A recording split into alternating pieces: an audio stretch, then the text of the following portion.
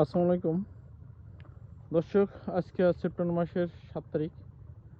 তো এখন তারা কুল গাছে এখনও যারা পরিচর্যা করেন নাই, গাছে ওষুধ দেন নাই, তারা কিন্তু বলছি অতি দ্রুত গাছে পরিচর্যা করেন। পরিচর্যাগুলো হলো গাছের নিচের যে আগাছাগুলো থাকে, দেখেন যে গাছটা পরিষ্কার আছে সব পরিষ্কার করে দেবেন।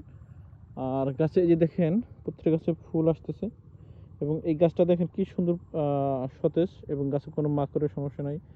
এখন অবশ্যই মাকড় ওষুধ দেবেন, কীটনাশক দেবেন।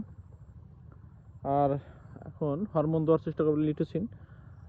আর গাছে নিয়মিত সেচ দেবেন, যাতে গাছে প্রচুর এখন রোদ চলতেছে, গাছের গোড়া ফেটে যাচ্ছে, পানি দেওয়ার ব্যবস্থা করবেন অবশ্যই।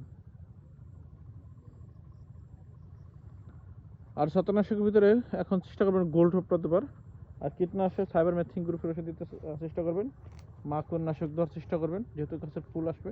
তবে এই ওষুধগুলো বিকালে দেওয়ার চেষ্টা করবেন অবশ্যই।